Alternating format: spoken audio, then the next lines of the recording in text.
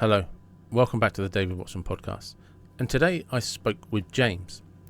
And eventually we got onto the purpose of the original podcast. Confidence, public speaking, how everybody has a story. We certainly had some stories to tell, and I hope you enjoy listening to them. Hello, welcome to the David Watson podcast. It's really nice to meet you and having already spent about 10 minutes talking to you. How are you doing? I'm doing fine, David. Very, very well. Pleasure to be here with you chatting this morning.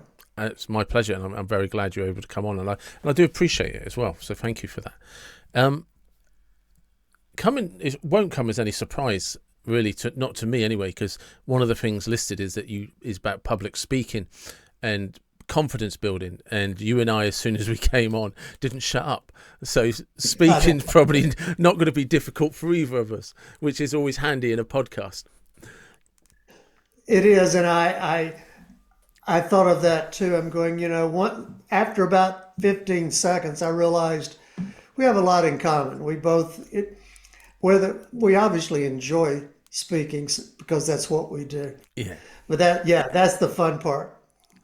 Yeah, so the things that, just for people, because obviously they won't be privy to what we're talking about, we're both single, and we've both got less years ahead of us than we have behind us.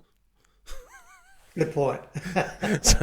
and neither of us have children, and so we have a lot in common just by default. And it was interesting as well, and I think it's probably a good way to start is if you just talk to people, you can be amazed by how much you have in common. And the things that you and I were talking about, exactly the same experiences, just with relationships, not having children, observations we make about people that are in happy marriages, people who I think I said the phrase, I know a lot of people that regret having their kids. And you were saying as a teacher stuff, there's things you see. And the reason I bring that up is because one of the things that I was talking to somebody about this morning, a potential guest for the podcast, is it's always interesting when I see people and I observe them, the ones who are almost trying to make a point or trying to highlight the differences they have with somebody versus somebody who's seeking what they have in common with them. I agree with that. And I think a lot of that goes back to people who are not comfortable speaking in public now, and that could be someone like you and I having a conversation of someone who you've just met, and we try to fill in with words instead of listening to what the other one says, finding that commonality that we have instead of saying, oh, I've got to say something to get it out there. And that I like being a good listener. Because that to me is as much fun as, more fun generally with when you're in a situation where, I've got to talk a lot. It's my turn. No, it'll come. Yeah. You just let it flow, and you learn so much more about people, or I do, because you're having the opportunity to relate. Had someone not too long ago, a gentleman that was doing some little contracting work for me, and he came back by to finish up.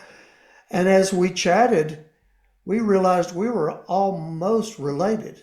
Oh, wow. And we grew up in different states, but we listened and we asked questions and followed around. And that was so cool, just to find people's interest and what they do. And maybe we're not. Maybe we just have last names in common. But the point is, if you listen, you can find some very interesting people. And I think that's the fun of it to me. It is. When I first started the podcast, one of my sort of principles is, and it's still a belief I hold strongly, that if you find somebody who has some form of passion or hobby, and it doesn't matter what it is, if you're prepared to listen to them for at least 30 minutes, they'll be interesting. And the hobby could be brass hinges, but if they're passionate about it, passionate people are interesting. And it really doesn't, to me, to take that a little further, it doesn't, like you said, it doesn't matter what they're passionate about. But if they're passionate about something, you've already learned a great deal about them, Yeah. that who they are and where they put their presence. It's like I like to bake cookies, and I'm passionate about those chocolate chip cookies, whatever it might be. Or it could be something, I have a friend who is an expert in the fastener interest. I know what fasteners are, but he can tell great stories about fasteners. And that's the whole idea is it may be insignificant to, it's just a little something, but Just, that's his career. That's just, his lifetime. just for clarification, when you say fastener for the UK audience, do you mean Oh, like a zip? yeah, Yeah. could be a zip. Yeah. It could be a cabinet fastener. Yeah. It could be a door fastener, anything that brings things together. But yes, it could be a zip. Yeah. That's what I first thought, zips. Mm. And, but it's closed and hinges. You mentioned hinges. That's a type of fastener on a door. So that's what made it so interesting to me, Mm. with just him when we first became friends some 15, 20 years ago. I remember I used to, when I was younger, much younger, I used to have a thing for antiques, especially knickknacks and stuff like that. Yeah. And you can sometimes, back then especially, you'd come across somebody that would collect old cigarette cases or cigar boxes, or somebody else would be into lighters. And they could tell you about a lighter or a cigarette case from looking at it, who would have owned it, where it would have come from, where where it was made, and they could tell you an entire history about a little metal box or just something used to light a cigarette. And you realise how rich this history is and how fascinated these people are by it. It was amazing. It is. And I know you guys have the original Antiques Roadshow, Yeah. but I've watched that a lot here in America on PBS, and it's always interested me. Yes, the things they bring in to find out how much they're worth or not worth, but those people who are looking at them, the quote experts of the knickknacks, as I call them, but they, like you said, they're the people who know so much about a toy that was made in the early 1900s, Mm. or like you said, a lighter or a piece of paper with a document. They know these things, and that's just fascinating to me. I'm into musical instruments. Okay. I don't collect them as much, but a lot of my background is in music, and I've learned that, older guitars or violins and things like that, or pianos. Now, I'm not an expert coming to play them, but I really find it interesting how they're made and who collects them and who had them and how they came to be. And those type things are just so great that everybody can have that little Mm. passion that they have and can show it or ask questions because that's how you learn more about it. I have one of my best friends is a player, but he likes to collect instruments too, just because they're so different and unique to him. So I think that can be with anything, whether it's a knickknack or whether it's a lighter or cigar boxes Yeah. that you find. Those are amazing things also. Because the things I love about just like old knickknacks and stuff like that, or you mentioned toys. Toys, if you look at old toys, they're a history of the culture of the area. And Yeah. because of what children were playing with and what their parents were either making for them or buying for them. And you do see a slight evolution of people, the same as you do like with old cigarette lighters and cigar boxes, cigarette boxes. You could almost tell from one of these old tins or from a lighter what somebody's financial status was, where they might have lived, what they might have used. And because some of them can be quite prominent to a certain area. And you'll get things like old boxes that used to have a strike on them, because they carried matches or something. And Yes. there's all these little things, and you can learn a lot about what happened. And one of the things that taking it on the musical instruments, if you know your history of which you will, which I don't, but you see the evolution of humanity, of society, because the way that musical instruments developed and evolved, and then how they were changed and what music they were used for. It's all in that instrument. And if you've got an old instrument, well, that might be being played by 5 different generations of people.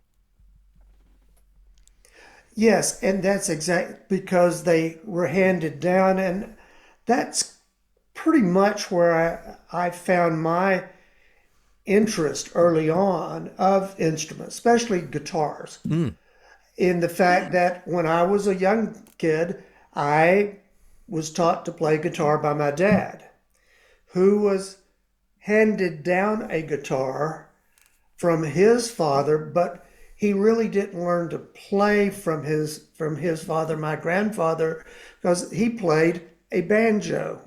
And we're talking Appalachian type growing up, early 1900s, when my grandfather was a young fellow. He was born in 1888, and fortunate enough to have remembered him and meet him until he passed on. But his love of music and his brother's love of music was passed down to my dad, who embraced it. Yeah. And then he passed it to me, and I embraced it. So we had that learning the instruments, and that was something that went on up until the day that my father passed away here 5 years ago. In the elm, I've got his nice, I called it nice guitar, and his thing was I bought it for him so he could have a nice guitar, and he loved it, but he was frugal in the fact that that's too much money. He was from that era, grew up in the 30s, in the Depression. There wasn't a lot of money. So his old beater guitar was the one I learned to play on. And now I wanted to give him a nice guitar with the caveat that when he was finished with it, I would get it back. Yeah. And when he passed away, I got it back. And I will give it to my niece. Yeah, of course. For her to have her grandfather's guitar. But that whole point is you could see it coming down through the Depression and World War II. And my pop got a new guitar after he got back from the war and kept playing all those years up until a couple of years before he passed. His fingers got to where he couldn't play very well, but he enjoyed listening. And that's how he grew up. I remember seeing things in the corner, old instruments. They were beaters. I don't have the slightest idea how they were played, but that was 60, 70 years ago. They were played on a Saturday night, sitting around on the porch or whatever, having fun. And now we watch videos or TV programs or go to concerts. But again, it's back how they grew up and what they grew up doing and the situation they were in, and they just thought it was the grandest thing. Yeah. Did you know your grandfather well? Pretty well. I think I was 21 or 2 when he passed away. So, right. Yeah, so yes, you growing up as a teenager, yes. And where did he come from? What was his background? I really don't know. He was born in the mountains of the Blue Ridge Mountains here, Georgia, South Carolina, North Carolina area in the southeast in the United States. That's where he was raised. And I did know the little community, familiar with the community from where he was raised. I couldn't figure out where, and still haven't figured out where he came from, meaning where his grandparents came from and all. I know their names, but back then, being in that area of rural, very rural mountains. Blue Ridge Mountains in the 1800s would have been a hard life. It was. And, you can find some things that with their name on it, but not, can't go much further Yeah. because they didn't write them down as much back then. I believe that my heritage is Irish Hmm. and German. Okay, that makes sense. And I haven't got back, but I'm pretty sure that that's kind of where they came from, based on what I could find. But that their poverty, and my grandfather could read, Mm. but not super. I mean, he would read his Bible, he would read things like that. He did know how to do that, and he knew how to write a little bit, his name and things like that. But that was self-taught pretty much. Yeah. They don't really remember him talking about going to school. You wouldn't. Probably did, but back then, if you didn't have a school next door and you couldn't walk to it, or teachers, Yeah. if someone didn't say, okay, here's a 13, 14-year-old, they know how to read, but you just don't know But I mean, about those things. one of the things that I actually am quite fascinated by American history, and one of the reasons that I do find it fascinating is if you're in the UK, I can take you anywhere you want and point to something that's probably 1,000 years old. Okay, Oh, sure. right, but I can't take you to somebody that knows anybody who worked on that or was there at the time, right? But 1800s Blue Ridge Mountains is when America was a very young country. It was it was a developing country. It was a country that hadn't established its railroads yet. It didn't have infrastructure the way that it has today. It was really in its infancy. And I can talk to people like you who knew your grandfather who was part of that. And I know, like, people say, oh yeah, but my own grandparents, etc., etc. Yeah, but we had like the Industrial Revolution in the 1700s. We had Yes. steam trains in the 1800s. We had all of these. We've had this continuous evolution because we've pretty much been a country in some form or another for about, I don't know, 8,000 years or something ridiculous. It goes back that far.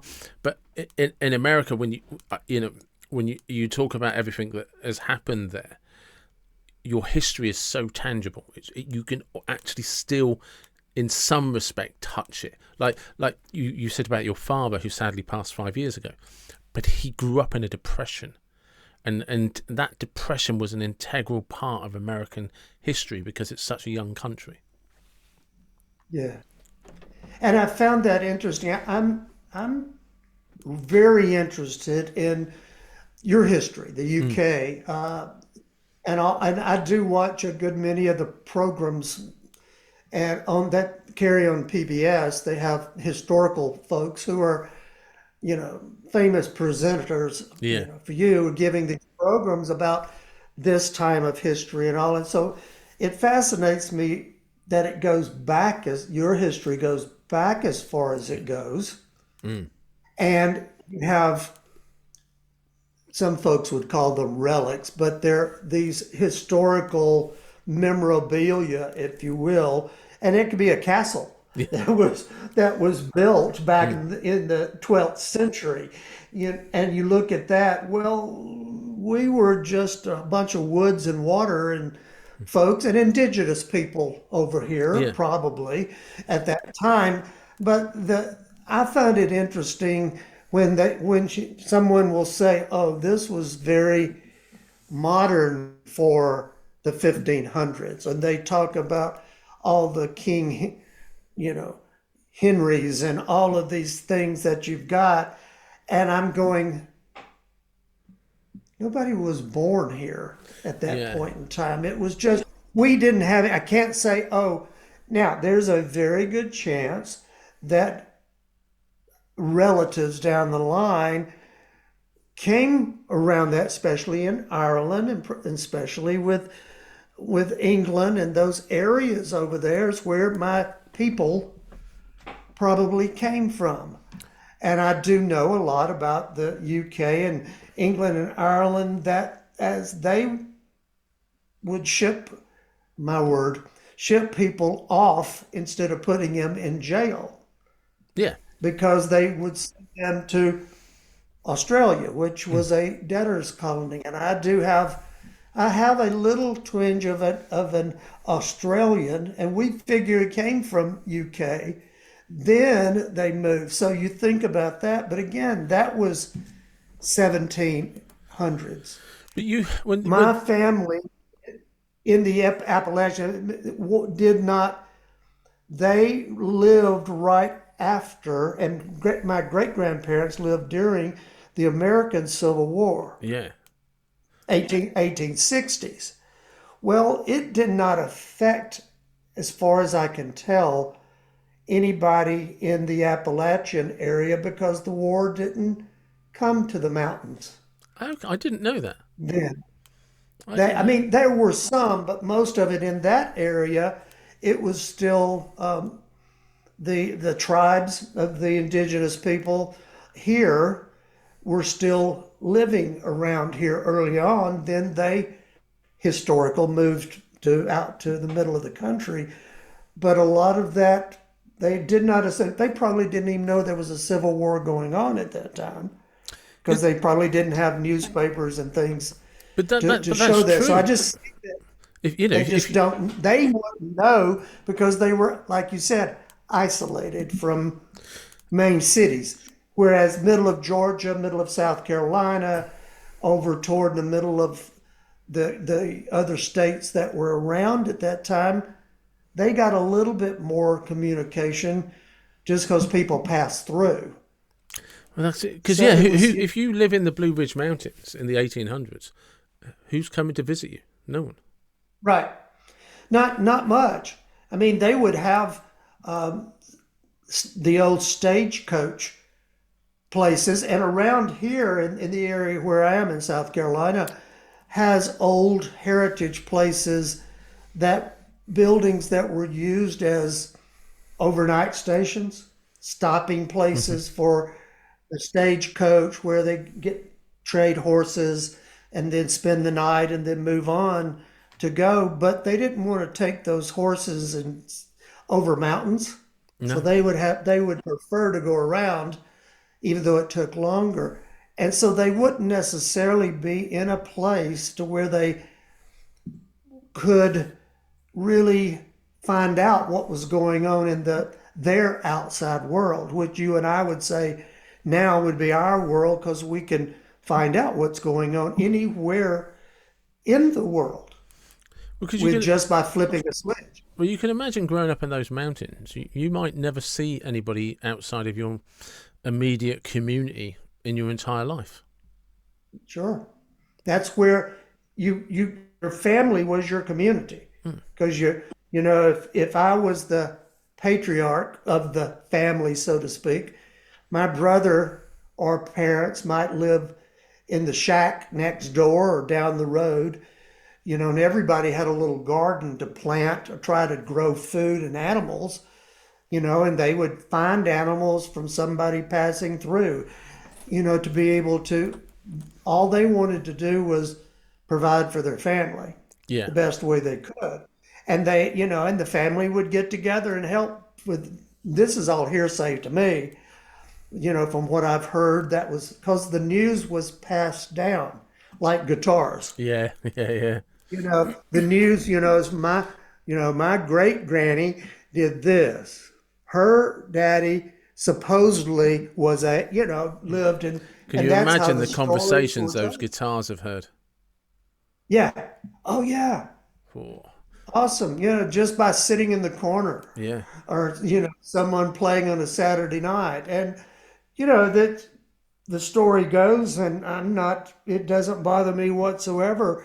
My grandfather, as a young man, late teens, early 20s, and his brothers and brother-in-laws, which were all around mid Mm. 20s, pushing 30 probably, made some of their living by making moonshine. Of course they did. That's what they did.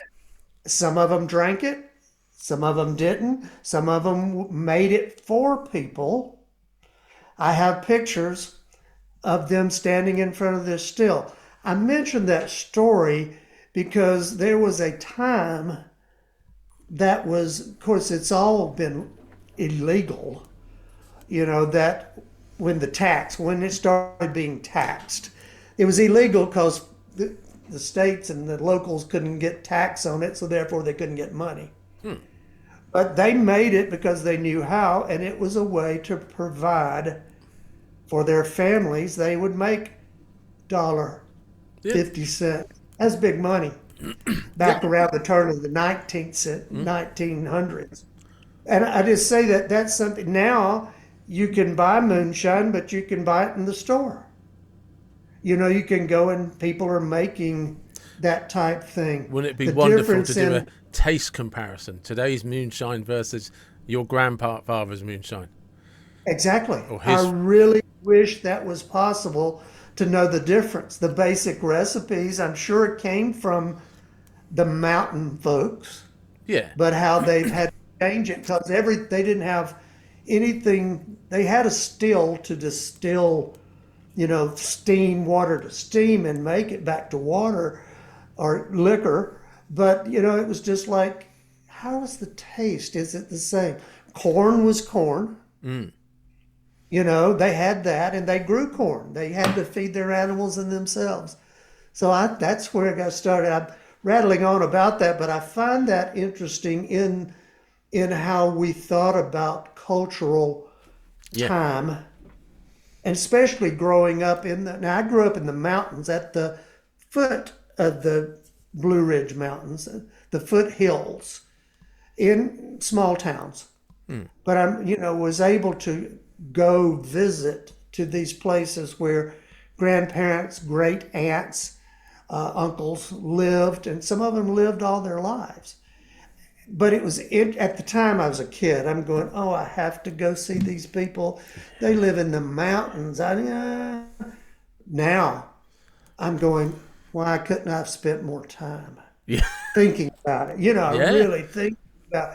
We could have talked to them. I was fortunate enough to be able to talk to my dad and his sisters, my aunt and uncles, to get a lot of information. But so I'm proud of that heritage Oh that yeah. I just really do so That's an much more. amazing heritage to have family members that grew up in the Blue Ridge Mountains in that era of America. It is, because of everything it's associated to. Is the mountain men, the moonshine, the early settlers, because they were the hardest of times because there's no amenities, there's no infrastructure.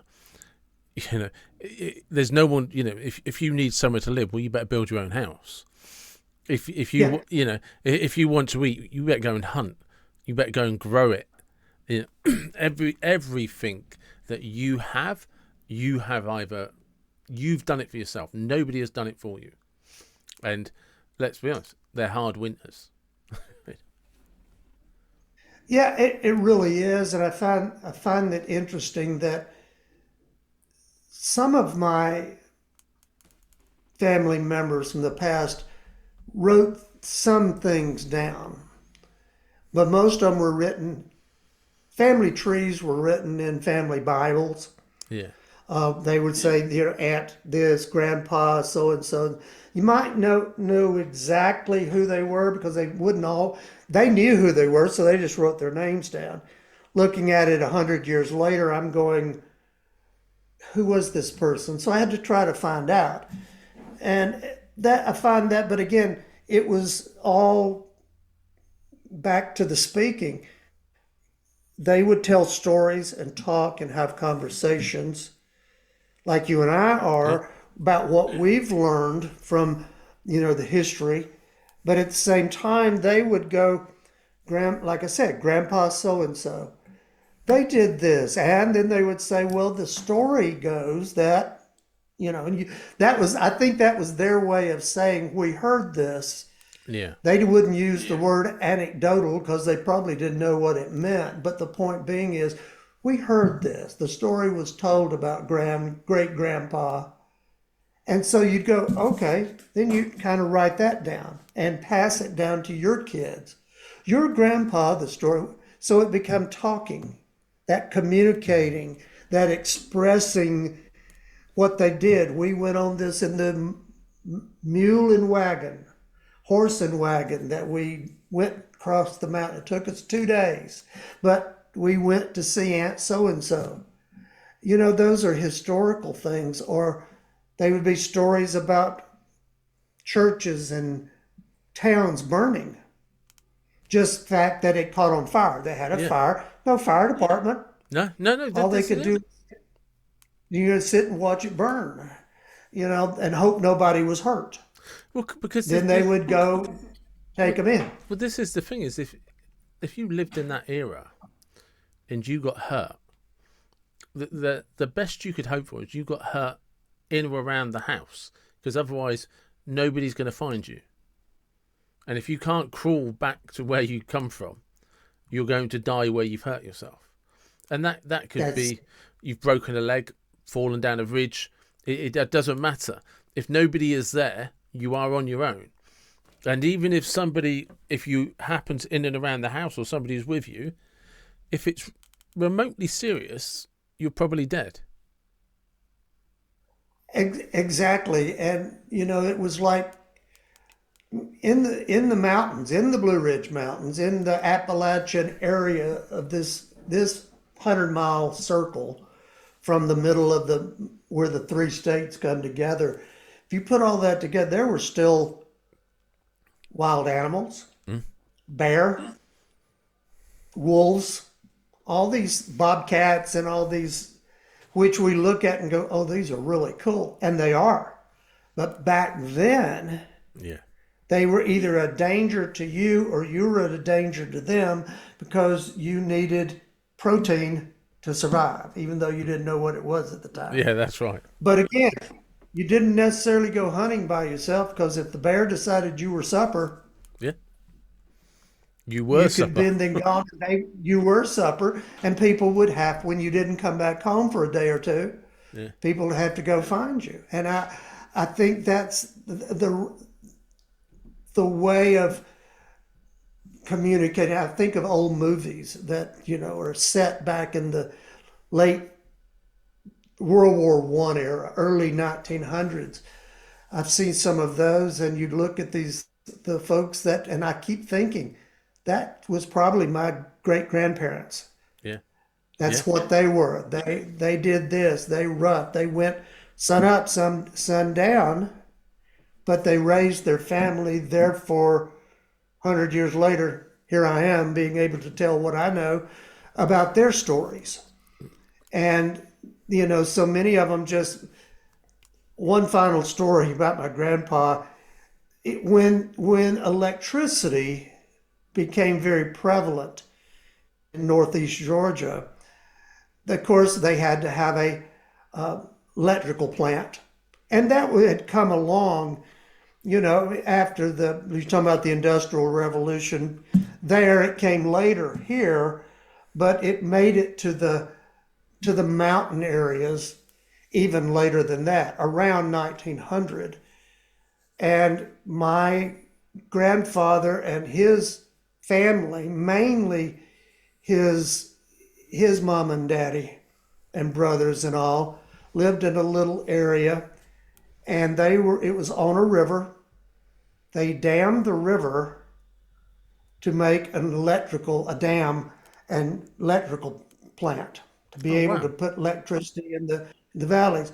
But the interesting part is he and his brothers worked on the dam that covered up their home, that flooded their home. But it was work. Yeah.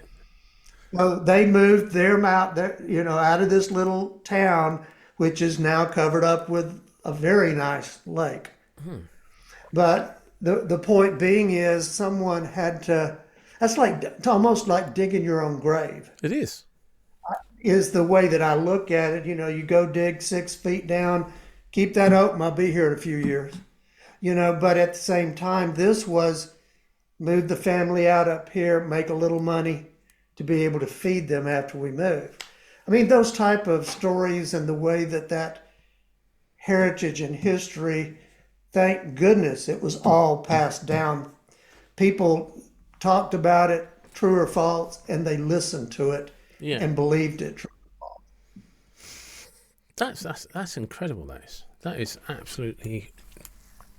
I mean, that is such a rich vein of history, isn't it, in generations? Because, Yeah, like you say, ultimately, there's a history of how they got there, but a history of their own demise, in a sense. in But a sense, you know, exactly. but it's just like, yeah, no, we have to do this because it's going to feed us, and we'll carry on, and we'll just move somewhere else.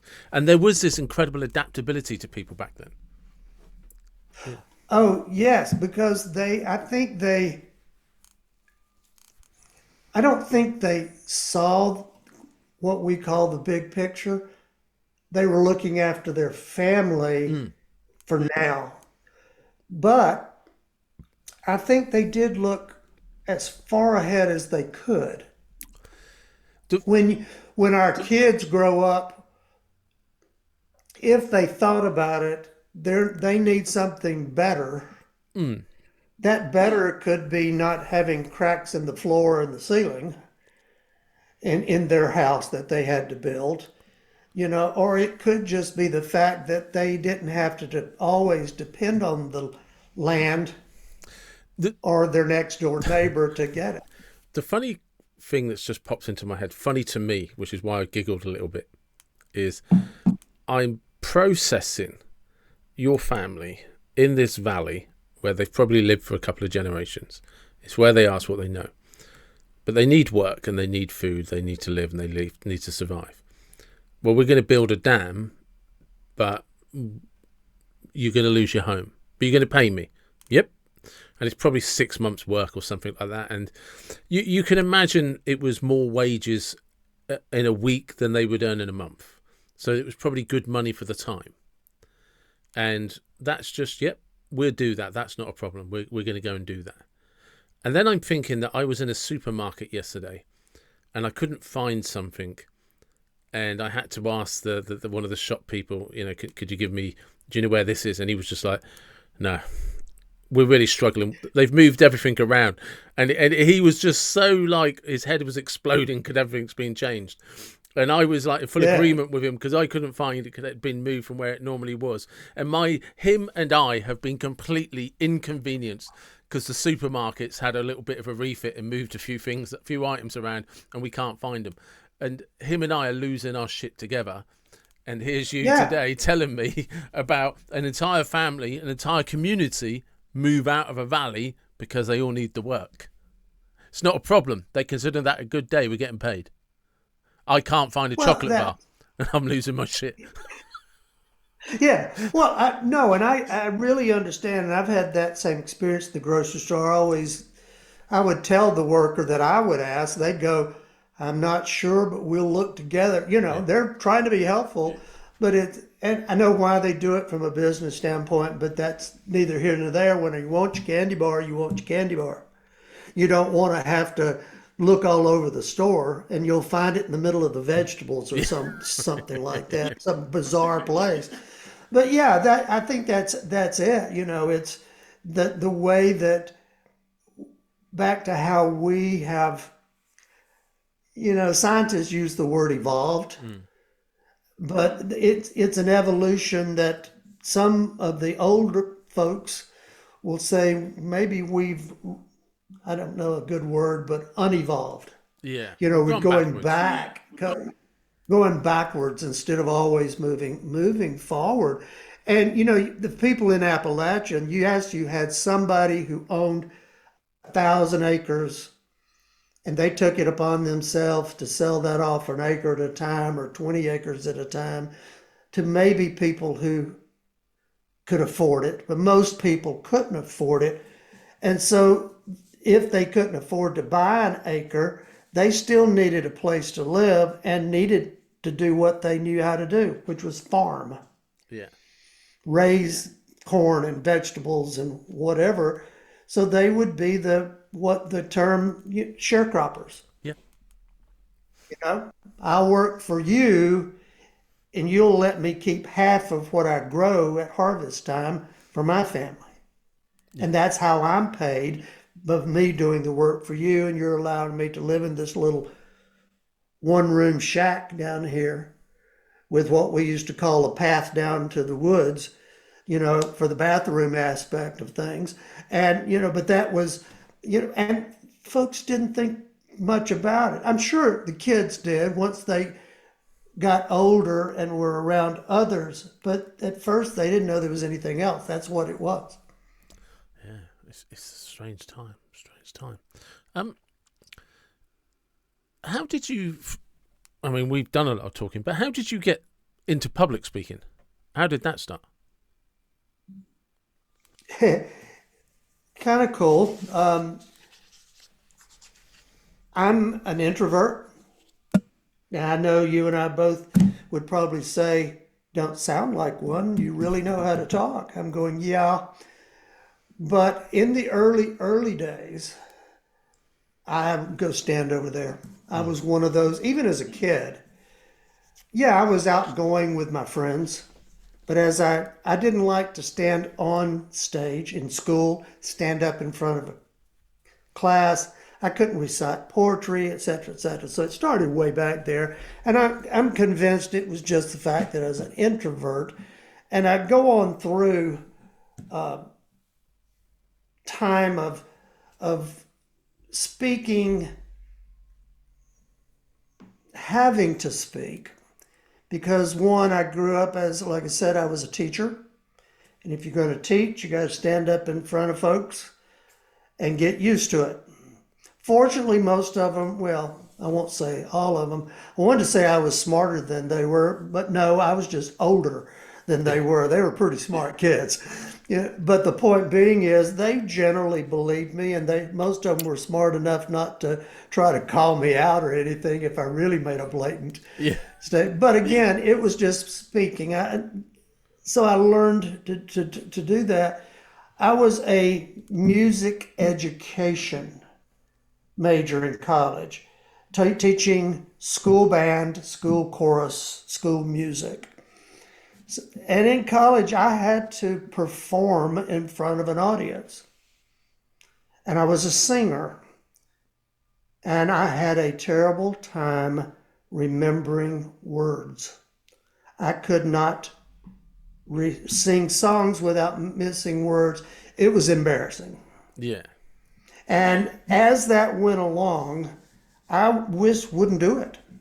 I would do whatever I had to do, but I'd sit in the corner, teach my kids, conduct music, give performances. Fine, I could do that, but it could be embarrassing if I had to do it myself. So all of that being said, is I had the opportunity to work in several vocations after I retired from teaching. One of them was retail, Hmm. and I taught folks, back to teaching, taught folks how to deal with customers. Yeah. And I found that during this line, I learned how to communicate to someone and teach them to communicate with someone else. I was pretty good at it with settling issues and training folks into how to be a good employee and help their customers, therefore more money. So this went on for a while, and I went to a conference and listened to someone talk to this group about, I don't know what it was about. And during this speaking that they were doing, they were kind of boring, Yeah. or at least I thought they were. And I said to myself that day, I said, I can do this. If they can do it, I can do it. So it was a process that I did that. So one day I just had to convince myself that I could do it. I didn't want to be well, I guess at first I did want to be the names that I know, Tony Robbins, Mm. John, Yeah. all I can, but all these folks. And I realized they do it differently. I'm not them. Yeah. Yeah. So I wanted to start. Cut to the chase, I actually got a platform speaking gig for a webinar company here in the States. And I traveled the United States for a year, teaching seminars in different cities across the States and some in the Caribbean, some of those little islands. Point being is, I really enjoyed teaching people, talking to people, and standing up there and helping them learn something. I taught negotiation, how to negotiate with vendors and suppliers, which I had been those back when I was retailing and wholesaling. I was a buyer, Yeah. and with the other folks. So I put this together and did it for a year and decided I needed to do this myself, not work for somebody else. The teaching was fine, but they put me on flights that incredible, because I went 4 days a week, a different city every day. That got old after a while. It gets all very All quick. right. And I say all of this verbiage comes from the fact that I still enjoyed speaking to people. And then it became, I really enjoy helping people learn how to speak in a better way. And a lot of that came from overcoming my fears, because I was afraid to stand up and do it. Found out there are a lot of people who have had or have a fear of speaking in public. And that could be an employee who's just become a supervisor or a manager. They don't know how to make a presentation, mainly because they haven't been taught. So that's how I came around, and I would listen to folks on TV, newscasters, sports people, in our case this year and before, folks running for elections Yep. who couldn't carry on a conversation in a way that folks go, I really like to listen to him or her speak. So I kept that whole thing came, and now I've become, and I try not to become a person who finds bad things, but I'm always trying to work with folks. So I have worked with folks in various ways, and I've found I've become pretty good at that. I know when to speak and when to listen, and that's part of speaking and communicating, is being listening in that whole big thing. Yeah, it's interesting how many people. So, like a bit of background. One of the things about when I started the podcast, it was always something I wanted to do, and I wanted to do it really like many years ago. And I was always trying to partner up with people, and it just never happened for many different reasons. And then in 2020, I was just like, you're just going to have to figure it out how to do it and just do a podcast. And I realized immediately I was afraid of doing it on my own, because what if it went wrong? I'd look a failure. I'd look stupid. I would look all of this. And then I also realized I'd got into this place where I was worried about what people who I don't even know might think about me. And you're just like, well, that's a very strange thing. But I understood it, it's just like, okay, so this procrastination is coming from a place of fear. And from that, I just started a podcast. I just because once I recognized what was holding me up was that I was just afraid of what I might sound like, what people might think, like, who's this idiot? Because you got to start with episode 1. It's very easy now. I think this will be episode 165 or 166. It's very easy to sound confident and talk, but I wasn't like that in episode 1 to 10 and 10 to 20. And the mistakes that happen along the way, and the way it evolves and changes. But it's just realizing that actually I'm inside my head with a belief that I can't validate and I can't back it up, but it's actually stopped me for years from having my own podcast. And then once I got past that, and the only way I got past that was, oh yeah, you'll just have to try it. And once I got it wrong enough times, I got quite comfortable with it. And it's just like, yeah, do you know what? They don't know that you got it wrong either. So it doesn't matter. You're exactly right. And a lot of people are able to do what you did to identify eventually. Yeah, it took, I I mean, but mean, generally, it's not like, okay, I'm going to read this book. Oh, yeah, I can do that. I'll yeah, never have a problem again. But you described it perfectly. It's a confidence level. It's a mindset. I call it the speaking mindset.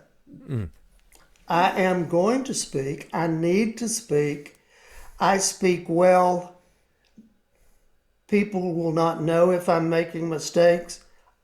And I will know, but I will not let them bother me because it's not bothering other folks. Type situations. yeah, These are the mindsets. These are the things you say.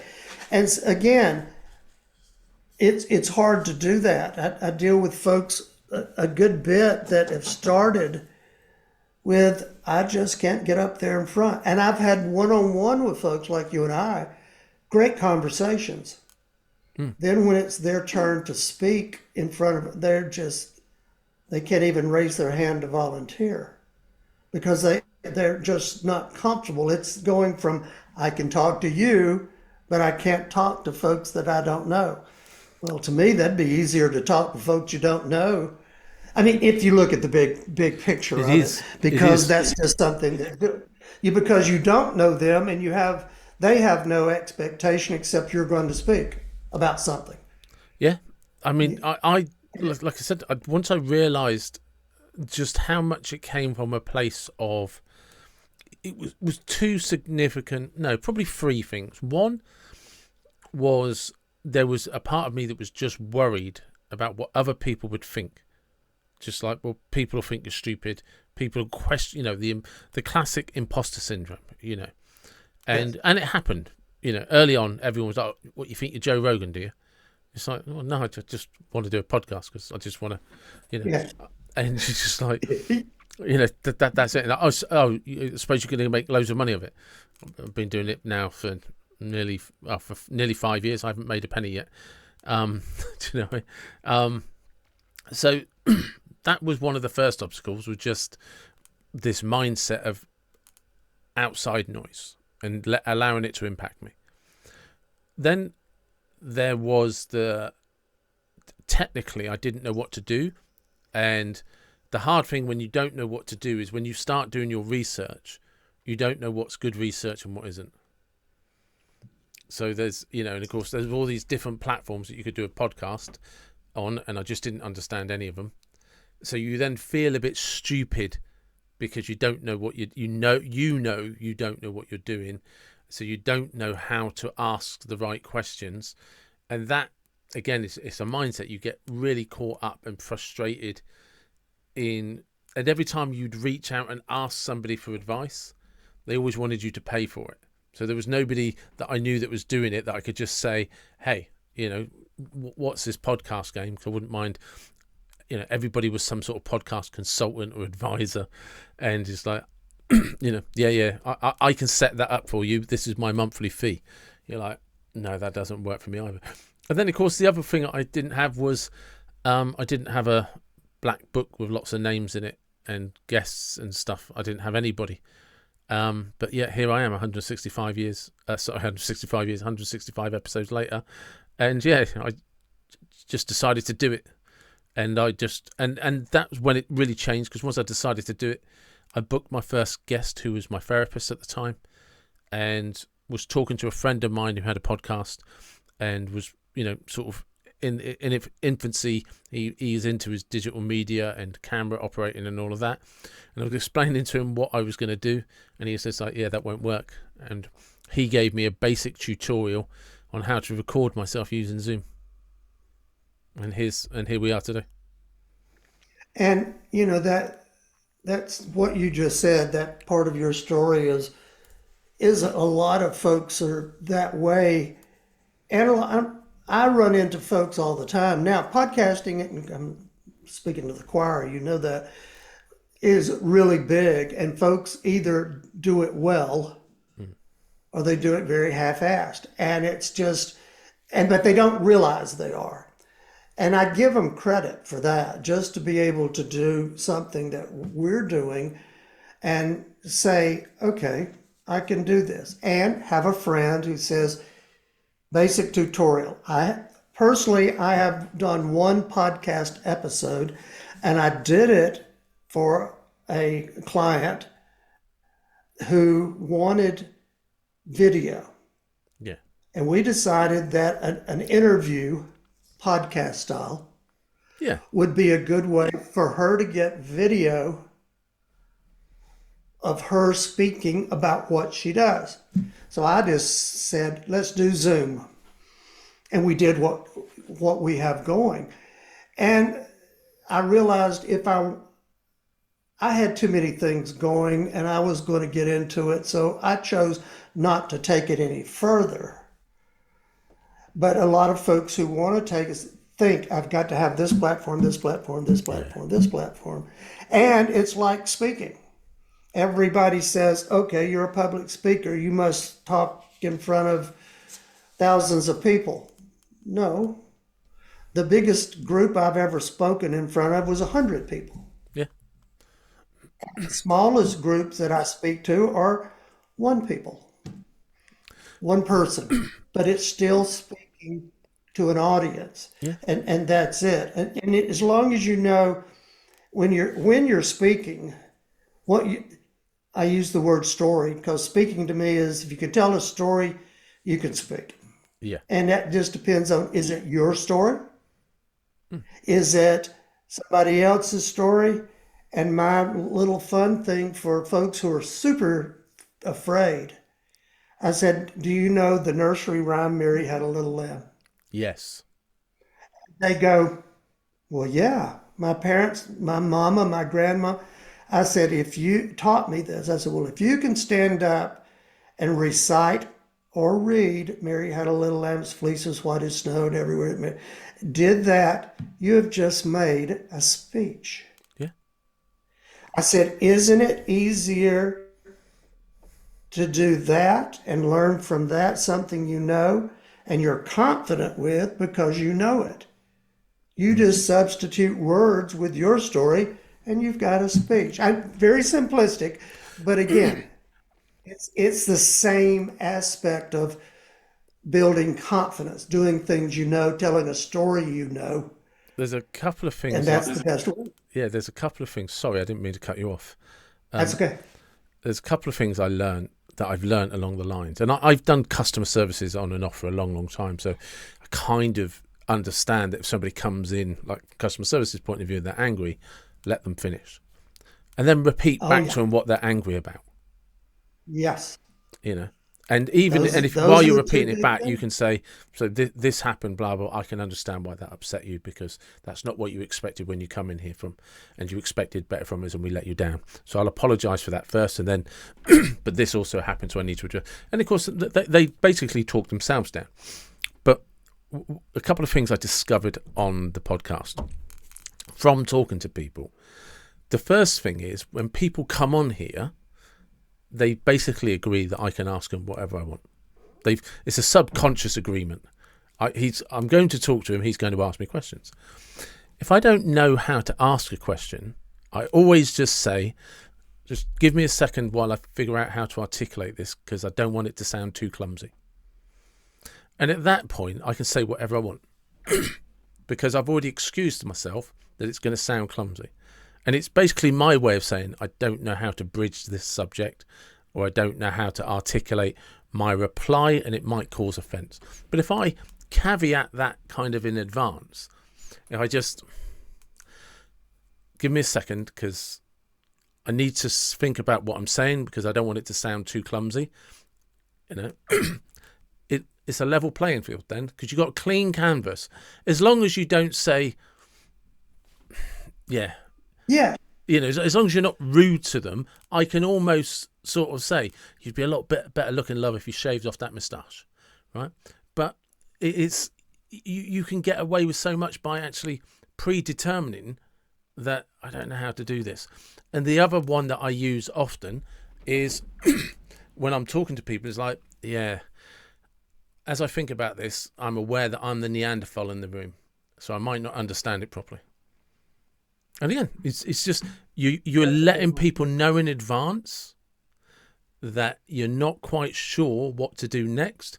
So whatever comes out of my mouth in the next sentence, you'll be a little bit gentle with me because I'm not trying to upset you.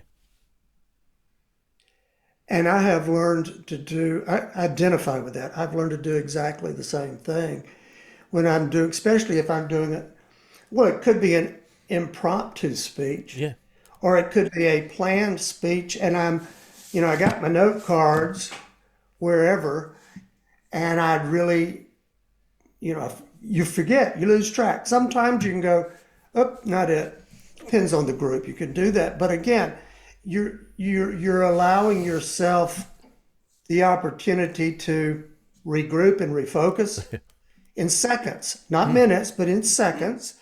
And in a way, it won't bother your audience, or it shouldn't, any way that you do it. That's hard for a lot of people to learn. It It is. really is, because that's all, not speaking and leaving that time where you have kind of you said it, blank canvas, or we used to say blank out for a Yeah. minute. It's just a matter of you just say, okay, let's try this. I Like you said, I don't want to confuse you, or things like it. Or I think I can say it in a way that both of us can understand. Putting it with both of us, well, because that way yeah, sorry, we're in the. because the one that popped into my head is I was talking to this lady a couple of years ago called Caroline Gaskin, and really nice lady. She came on the podcast a couple of times. She's a menopause expert, and I was talking to her about the menopause. Now, you will have already figured out I didn't know much about the menopause. And I won't lie, it was a challenging conversation because I don't know, as you and I talked about pre-recording, we're single guys. We predominantly spent quite a fair bit of our life sort of single. We've had a few relationships, but we muddle along on our own, and we seem to be quite happy and do all right like that. Sure. So it's not something that I have a lived experience of. Obviously, I have friends and female relatives, but I don't sit down over a cup of coffee or a cup of tea and ask them how the menopause is going. It's not polite No, conversation. no, So no. to actually sit down with a lady and do a podcast and actually have to ask about the menopause, bearing in mind I barely know anything about the menstrual cycle, other than it happens, and you have to navigate that, and you have to navigate it from the point of view and the principle. I don't know what I'm doing, so why don't I just be honest about that up front, and then just every time there's a question, just say, give me a second. I just need to act, this can sound a bit clumsy, but what does this mean? Or what's that? And what's that? And when you make people aware that you're the Neanderthal in the room when it comes to this subject, it disarms people in the sense of they know you're not going to say anything offensive to them, but it might come out wrong. And they'll pretty much forgive you all sins. And because you're not being confrontational, you're not blatantly being rude, and you're pausing enough to say, I don't know how to articulate this. Just give me a little bit of rope. Don't hang me immediately.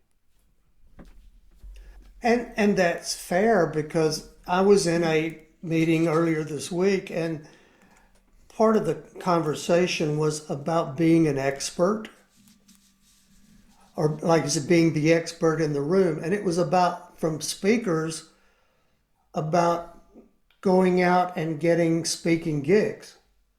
How it was what it was about. It was networking, how to do that, best ways. And the gentleman who was leading the discussion, one of his points was, you don't have to be the expert in the room to be a good speaker and to be successful as a speaker, even when you're giving your speech.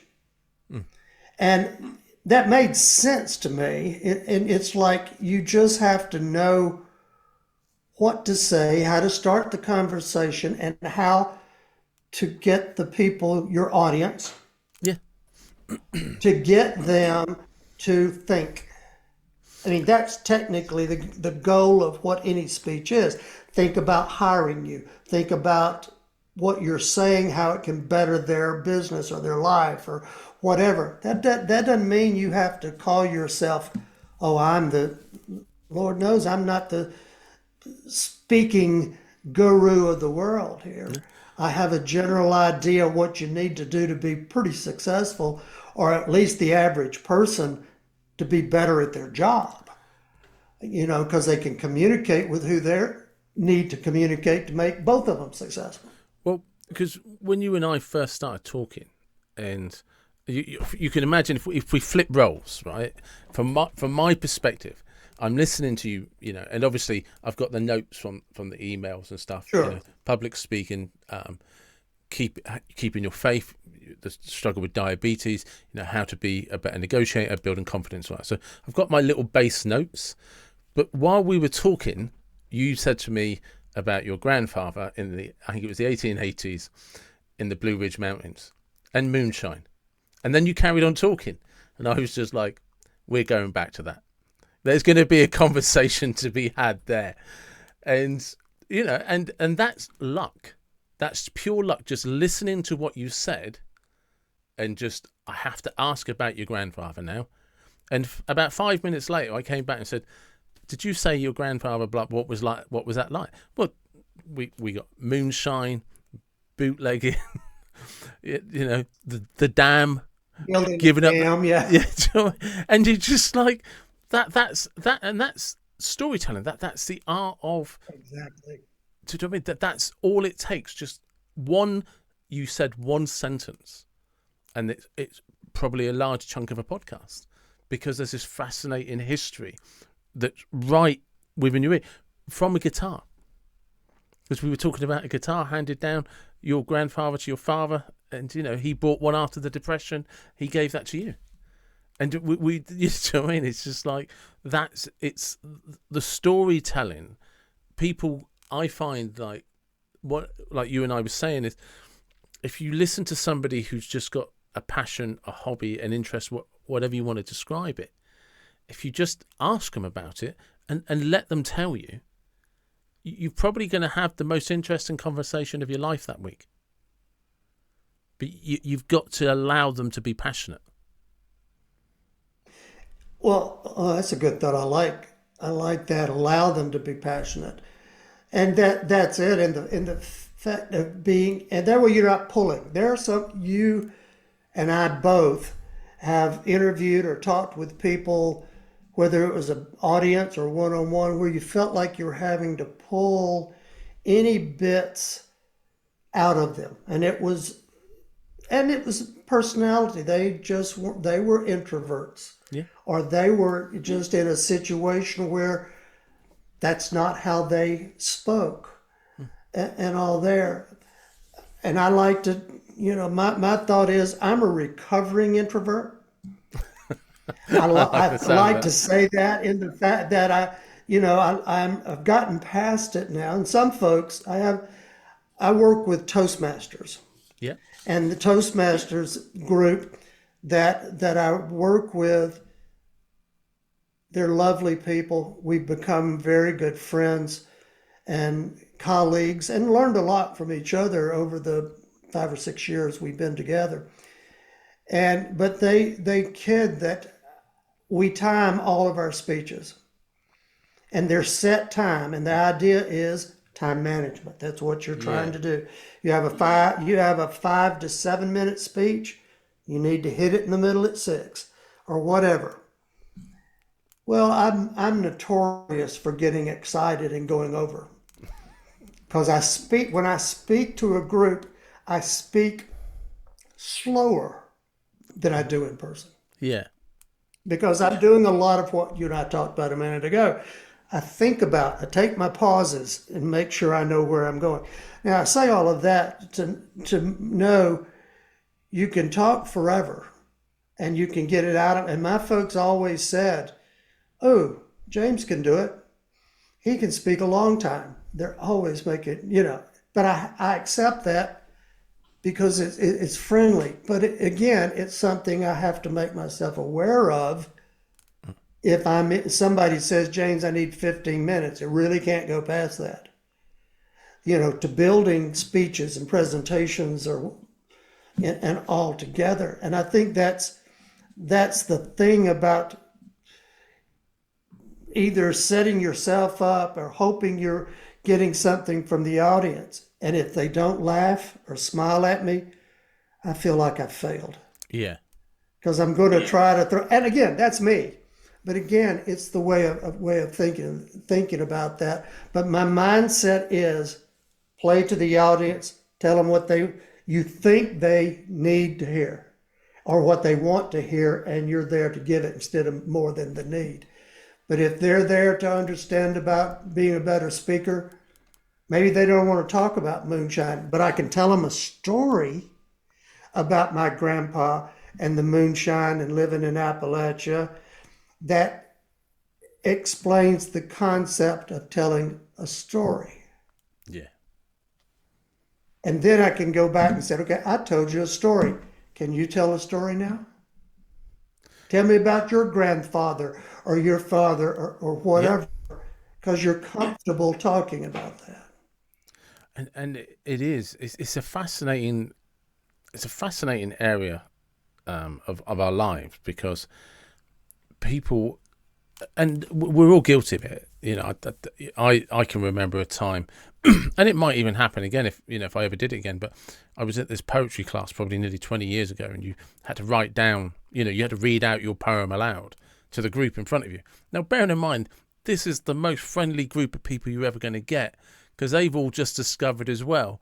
They've got to read out the piece of poetry they've just written from the heart, so they're also on the same, literally oh my God, I don't want to do this. I don't want to do this. And I remember the reason it stands out so much is because I remember standing up and reading this, and I'd written this really cool poem called, I can still remember it. It's called Aunt Mabel and the Wolf, because this is basically this old lady who had a pet wolf. And one of the lines, was about this wolf used to like eating children. And I could still remember the standout line because it made people laugh. And it was, how'd it go? It was the wolf, it attacked was it the smart, good-looking child? It attacked the smart, good-looking child, the one with the bright future. And everyone laughed. But as I'm reading this thing, as this short poem of this wolf that just likes eating children, or short story or something, I started to notice for the first time in my life, I was petrified, proper petrified, and was starting to shake and get really nervous. And it was one of the most terrifying experiences. And one of the things that really surprised me about it, if you'd have said to me beforehand, this is what's going to happen, I'd have called you a liar to your face. It's do you know who I am? David Watson. I can get up and read anything to anyone. Yeah, but not when you're the one that's written it, David. And you're the one who's worried about you're going to be judged by it. And bearing in mind, this is the most friendly room you're ever going to stand in, because they've all had to do the same. So, right. They've all had to write their own short story or poem. They've all got to read it out aloud in front of a group of people, which you all know you're all there for the same reasons. It's the friendliest, but the fear, to the point that I only just managed to finish it, because the nerves and everything just took over. Because again, I'm just so scared of being judged, and it was just and that's, yes, I understand exactly. It's like you were saying, you're on an even keel with those people. It's not like you're down here and they're up there, or every vice one of them versa. is rooting At for that you. You're point, on their team. They're rooting for you. Yeah, exactly.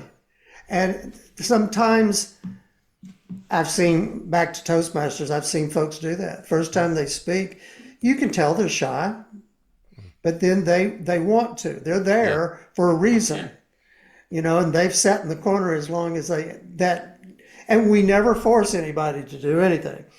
But at the same time, we applaud them when they get up out of the chair and make the step forward. But having been there, Yeah. I understand everybody in the group, has been there at some point, but it can be tough Yeah. of just for whatever reason.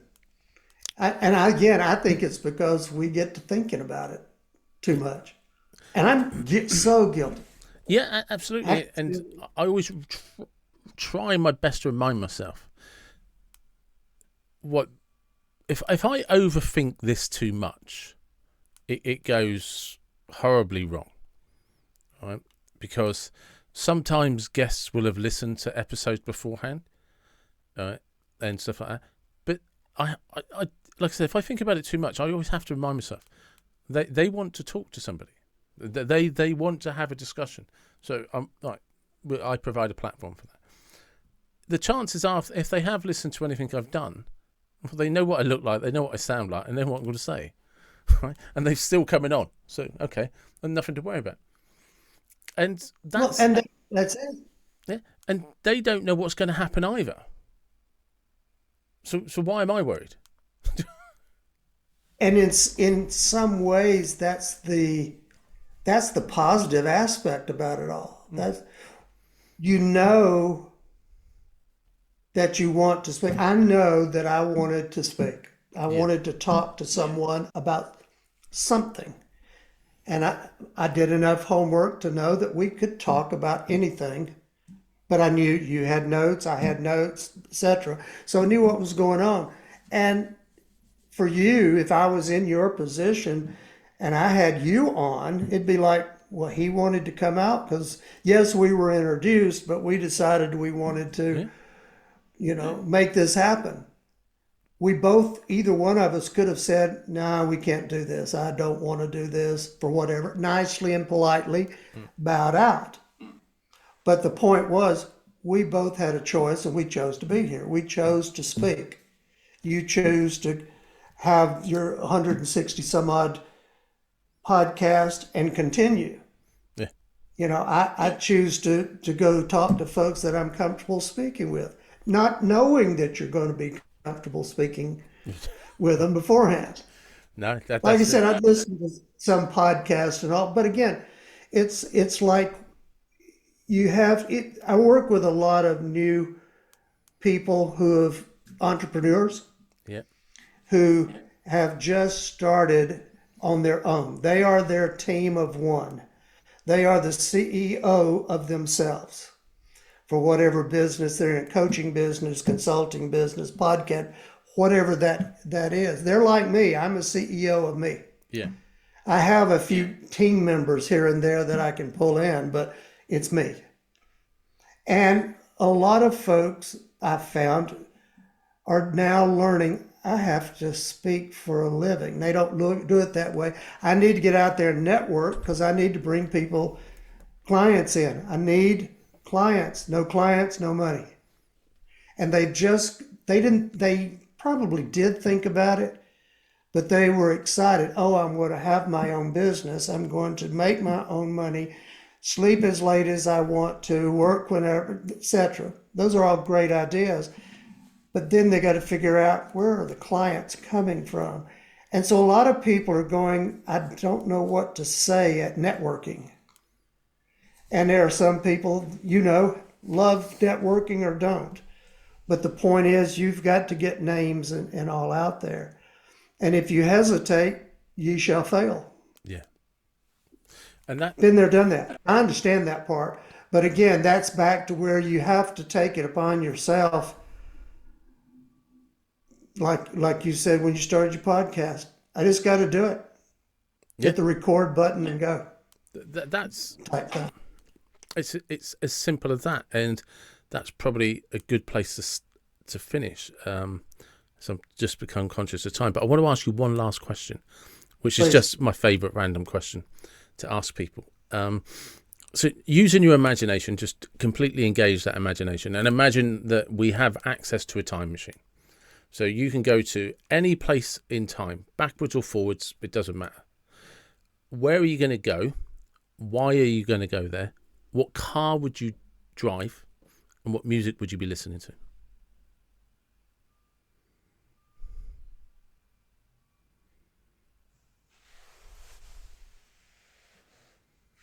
Over the last few years, I have become a big listener of 60s and 70s, specifically 70s, what was called hard rock back then. It's classic rock. Yeah. I think I would really like to go back, not necessarily to back to my high school years, but I would like to go back to the 60s, because I grew up in the 60s, and I would like to know what I know now. I would like to drive the 1957 Chevrolet, Bel Air Chevrolet, Nice. that parents had it, but the one I wanted red and black. And I'm listening to that music simply because I kind of understand it now, Yeah. but because I was by no means left out of things. I knew what was going on in the world. I would like to have been closer to the hippie type person, Renaissance person that I saw but didn't know how to be. Yes. I mean, I don't mean getting into the psychedelic stuff, but the music and knowing why they were doing. I know now Yeah. why people thought and did, because it's history. I've looked at it and things like that. But I really think that would be the first place I would like to go back. There's a lot of historical places I could say, go back to the Civil War for a while. But I don't really think I want to go through that. No. I know what happened there. I've studied that. But I think if I could, the music, listening to things that I've never listened to before. And I didn't listen to Grateful Dead when they were back in the 60s. I knew who they were, but they were, Yeah. weird people. Some of the best music's ever been written coming out of that group of entertainers and musicians. So I think that would be a big part. Keep playing that music, but hearing it for the first time now. Yeah. I think that would be very awesome. I know when I listen, that's what I listen to a good bit of the time. Anything from AC/DC, that's later, 80s and stuff, but still, I didn't know what I was listening to. Now I listen to it as a musician and can enjoy it. That's perfect. Thank you very much for your time. I really appreciate it. My pleasure. I enjoyed it. And there you have it. That was James. And it will come as no surprise that I got to talk about history and people and how life was different and how times were hard. And I'm very grateful to James for giving me his time. And we have already agreed to catch up again in the new year, probably around sort of end of January, early February, and we'll talk some more. But it is wonderful, and I love these conversations that I get to have with people, because everybody does have a story. And when you get to talk to somebody who has a connection to the history of the Blue Ridge Mountains, the moonshine, that those mountain people, and it's a rich history and it's a diverse history, and we are our history if we're nothing else. So very grateful, and I hope you enjoyed it. I really do hope you enjoyed it. And as I always say, and I do mean it, I'm very grateful for the support. And wherever you are from, whatever you believe, please do take care and be blessed. Thank you.